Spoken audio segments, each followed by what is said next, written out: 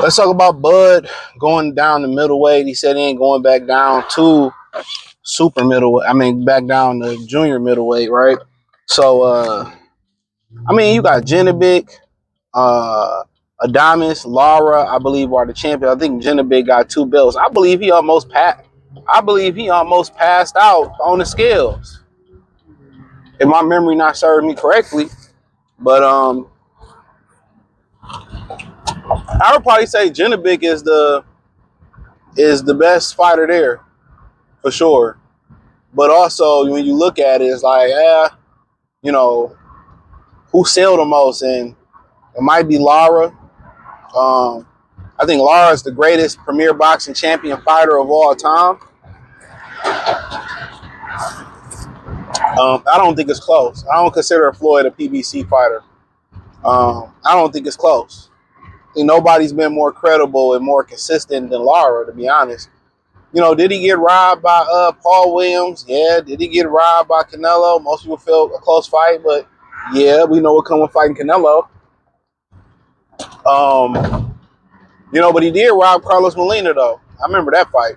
So I go a little bit way back with Lara, but shit, everybody not going to be their best. And, most people believe Lara's older than what he is. So for him to be doing it as long and as decorated as he is, fight of the year candidate with Alfredo Angulo. I mean, phenomenal fighter. You look at Carlos Adames, him and Crawford sparred at Gleason's gym in New York. They were interchanging sparring partners, and I think Adames was the second or third guy in there with Bud. History, he said he had just came over, I believe, for the Dominican Republic. The issue with him is this. He liked to run off and go home and gain a bunch of weight, and then he got to come to camp and do a fat camp. So what really changed his career, I know some people from behind the scenes, they stopped letting him go back home to the DR and kept his black ass here. I know black, I Dominican. I know. And they kept him here, and he been, staying in shape and having better performances. And when you don't have to have a fat camp, that means you can hone your skills. If you worried about weight, that's why motherfuckers need 10, 12 week, 13, 14, 15 week camps, because it's a fat camp. When you can just, train and drop the weight, you know what I'm saying? You get better. That's why a lot of these fighters don't get better. They don't fight enough, right? And on top of that, they camps is fat camps because they don't fight enough. So instead of working on, strategy and getting better, they worried about losing weight. Hate these fucking lights in the suburbs. They worried about losing weight. So yeah, that becomes a whole issue. So you really can't work on strategy and get better if you focus on losing weight. So yeah. But then you get to that's about it. Them the 3 guys. I think Genovic holds 2 belts. To me, it don't matter who you fight. It ain't a big fight. It ain't a celebratory. I mean, it's just a celebratory fight of you getting another belt. And like I said, any of them is capable of beating them. All of them are phenomenal fighters. I think Lara might be the toughest. Southpaw, can punch. He older, but still a little bit more, selective in his output.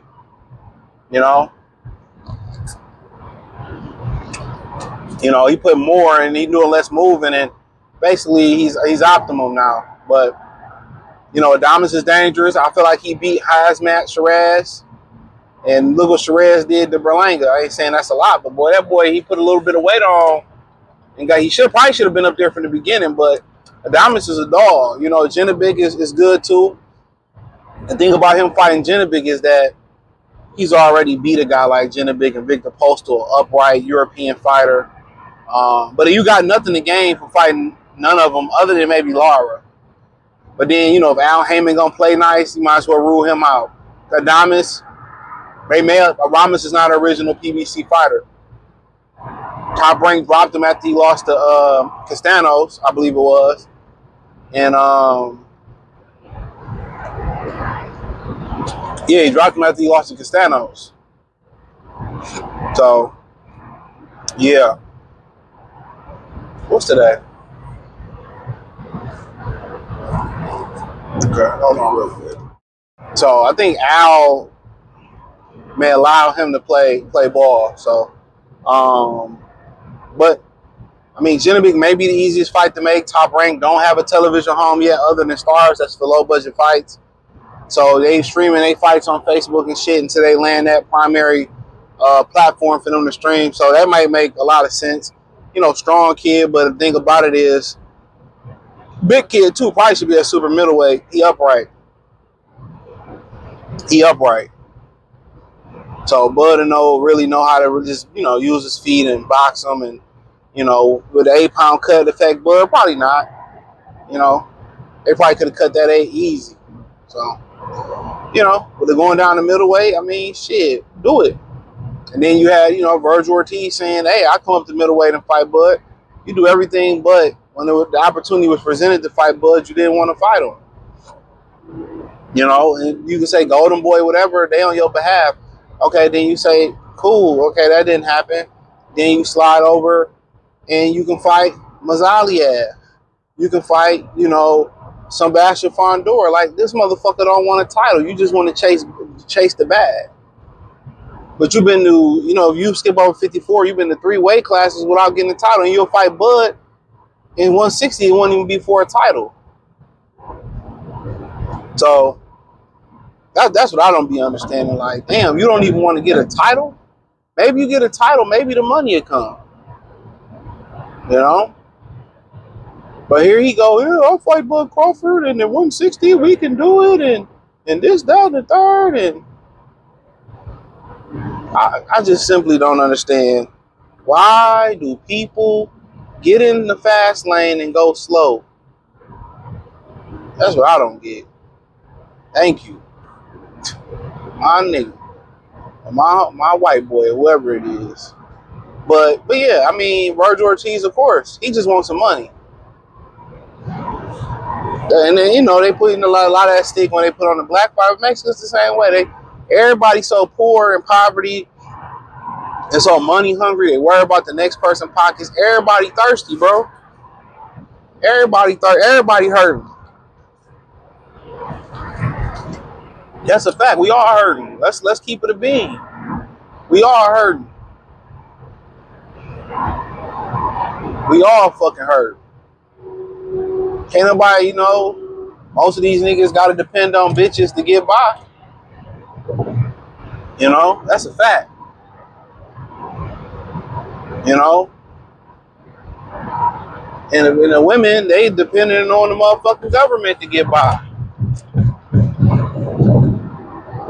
And I see, you know, so everybody needs some money. Don't believe it or not, can't nobody, man, NFL players going into week 1 broke. NBA players going into the first game broke. And the management of money is more important than getting it. I tell y'all that there's people working at 9 to 5s who in better position for the future. You know what I'm saying? Than people you know with 7, 6, 7, 8 figure jobs. That's a fact.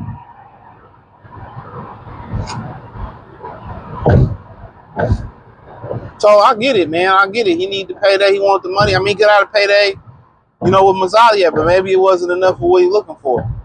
But the way Vergil Ortiz moving, he moving like he know he ain't the truth.